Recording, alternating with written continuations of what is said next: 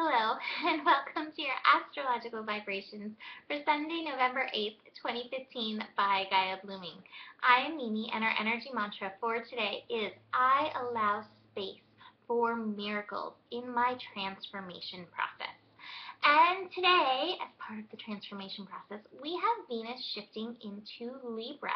And Venus is in her home sign when she is in Libra. So, over this next month, beauty, pleasure, romance, balanced partnership could all be on the rise coming forward. But there's always I love how Abraham says it, if you pick up a stick, there's both sides of the equation.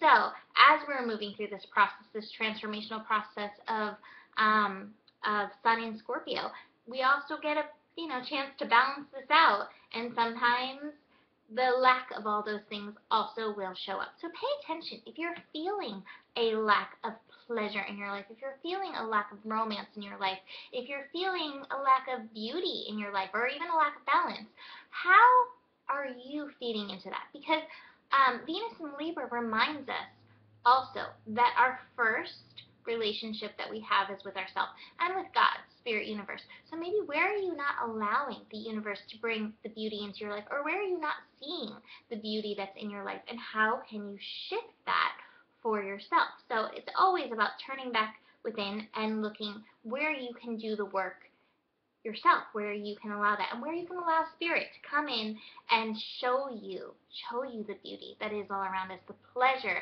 that is available in every moment, and the romance that you can have with the universe. Imagine the universe romancing you, wooing you. That sounds like fun.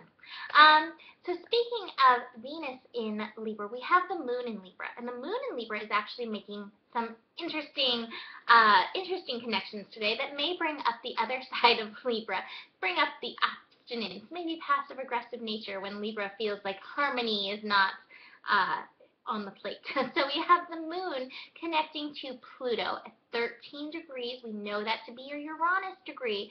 So moon in Libra is bringing a little shift to the structure of things, and this is probably going to feed into the structure of our relationships. And I feel like the most beneficial structure shift that can happen, one of the most beneficial transformation things, is to stop those old patterns that you keep going into in your relationships, in your relationship with yourself, and see what feels good for me, and see how you can work with that energy. And helping that as well, we have the moon connecting to Uranus in Aries, reminding us of our I am vibration, that your relationship with yourself and who you are is so important. We also have a yod pointing at Uranus right now. A yod is a finger of God being like, this way, this is the way you do it, this is how you do it, with the sun in Scorpio, one of the sides of the finger. I don't know how else to say it, but sun in Scorpio, and then the energy, Jupiter, and all the other energy in Virgo, helping feed into that. So Jupiter in Virgo, your body, who you are in physical form, and then that shadow part of yourself, the Scorpio energy, the transformation energy, feeding into that yod. Who are you? What is your vibration? How do you want to show up in the world? And what came up around this too is that Uranus brings change. It brings change to help you get into your I amness, who you are-ness, the authentic vibration. And what came up is, for change to happen, a lot of times you have to be willing to get uncomfortable. It doesn't mean that you necessarily are going to be uncomfortable. It doesn't mean that being uncomfortable is going to last. But a lot of times, change brings discomfort. So just be willing. Like, I am willing to be uncomfortable for a moment to truly embrace the comfort, the good feeling of embracing who I am. The other thing I want to mention too is that Saturn's officially moving out of its shadow. Saturn is going to be moving on to 5 degrees Sagittarius. My sun, yay. Actually, I'm really glad. But it's going to be moving off 4 degrees into 5 degrees. And it was on 4 degrees all the way through February, March, and April. So this is kind of finishing up any lessons that came up during February, March, and April, and helping us open more. I mean, Saturn in Sagittarius is about opening, being open to the possibilities, and letting Saturn kind of school you through these possibilities that are coming your way. So we're moving from past, like this review that we've had through Saturn retrograde, and finally moving out of its shadow. into some new lessons. So be open to what the universe is bringing forth as new lessons. So the cards I pulled, once again, transformation. We pulled this so much in GPS. I pulled it yesterday, and here it is again today. Transformation energy. It is up. Don't fight it. It's not. You can't fight it. You can't fight the universe. I mean, you can, but ultimately, the universe is going to win.